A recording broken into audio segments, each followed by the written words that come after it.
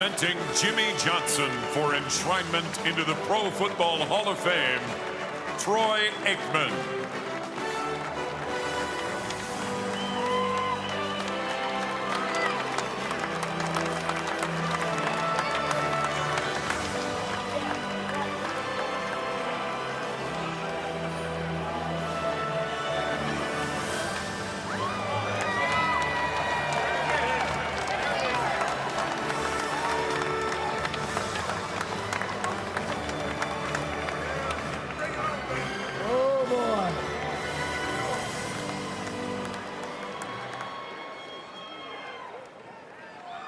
Well, first of all, about Troy, I had a lot of great players, but more than a great player, he's become a great friend. And I think that's one of the great things about our game is the relationships that we make with one another, players, coaches, each other.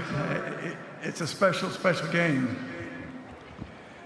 And I guess you're asking, you want to know what I'm going to say about Jerry Jones.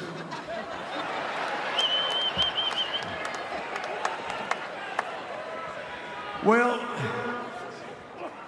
Jerry, you told me, you said, we're going to make sports history before we ever bought the Cowboys, before you bought the Cowboys, because I didn't pay a damn cent. And you know what? We did make sports history. Not only for the Dallas Cowboys, but for the NFL.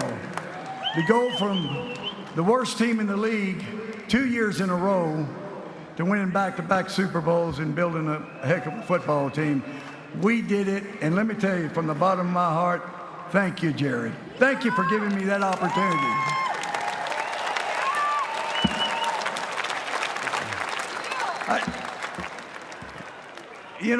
I look back, and so many things have happened to me in my career, and it's because of others.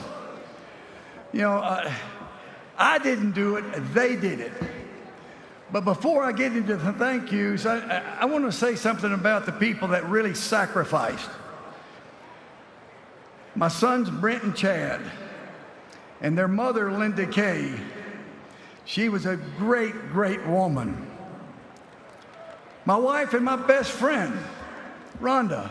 Hey, Bill Cowher knows, a coach, he has to struggle with the family life, and wives put up with a lot of crap.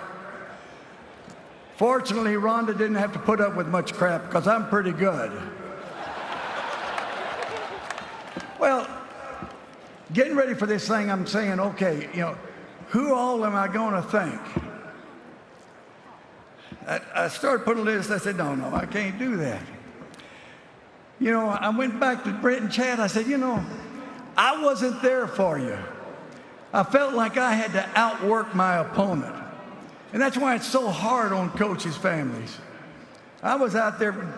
My two sons played football. I never saw them play a down. And that's a shame. But fortunately, I corrected that. And we have a relationship now that I wouldn't trade for any. It is the best. And I got the greatest two sons in the world. And I love them with all my heart. And I love my wife, Rhonda, with all my heart, and I appreciate what she puts up with me. But I started putting together a list. And I said, okay, Troy, Emmett, Michael, Charles, Nate, Dan, Jason, Zach, Russell, Kay, Daryl, Steph, my coaches, Dave, Tony, Norv, Butch, Camps, Hud, Mike, Brother Bruce. I said, the hell with it. I can't make a list. There's too many. There's too many to say thank you. So I'm not going to say a whole lot of thank yous. I went to the College Football Hall of Fame a long time ago because I had great assistant coaches and great players. Maybe I had something to do with bringing them together, but they won the games. Those players won the games. I didn't win the games. I went in the Broadcasting Hall of Fame. Hey, listen to this.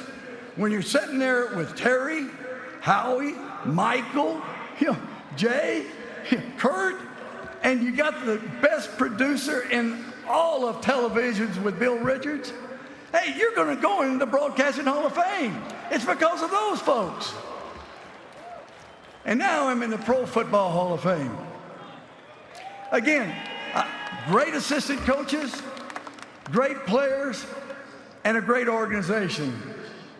Looking back, and I went and counted them up. I coached, recruited, or drafted 13 players in the Pro Football Hall of Fame.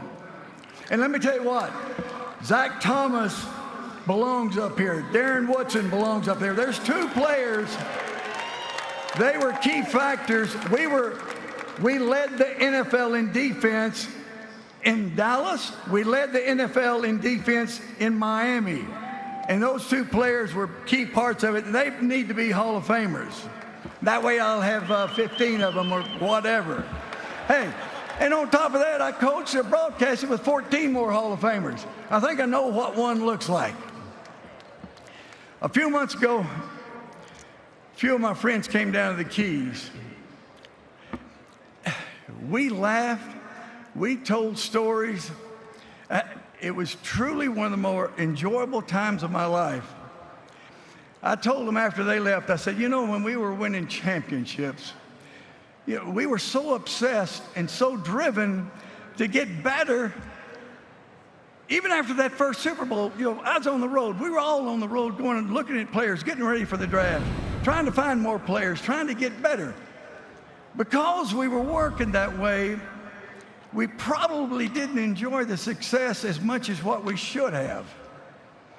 And moments like what we had a month or two ago when those guys came down, maybe that makes up for it a little bit to where we can enjoy it. I always tried to make my people better. Right, Charles? Tried to make us better. Every player, every coach, I tried to make them better. And, I never really dreamed. I wasn't a dreamer. Dreaming's hoping. I believed. I really believed. And people say, what made you think when you were at Miami, you're going to take these inner city kids and they were going to get an education? What made you say that you were going to get them a college degree? Because that's what I talked about. I believe they were. And I may tell you, 90% of them got their college degree. And that's what I was proud of. What made you think that you're going to win a Super Bowl when you were 1-15? I didn't dream about it. I believed that we were going to win a Super Bowl.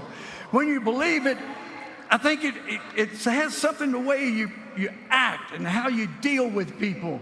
Your expectation, and you put expectations on them. You treat a person as he is, he's going to stay as he is. Treat a person as if he were what he could be and should be, he'll become what he could be and should be. I didn't dream, I believed we were going to do it. You can live your life influenced by others, or you can believe in something, and people will say, hey, you're stubborn, you're foolish, you're crazy. But if you believe it, you're going to work to make it happen. Wayne Isaac had told me one thing. He says, Jimmy, he says, let me tell you something. I know how hard you work, but don't forget about QTL, quality time left. Think about that. I'm 78 years old, and I think about QTL all the time. Let me tell you something, folks. The people that you love, like my family right over there, appreciate those people. Because there come a day you're not going to be able to appreciate them because you're not going to be around. Thank you for your attention. Thank you for the opportunity. And thank everybody that helped me along the way. Thank you.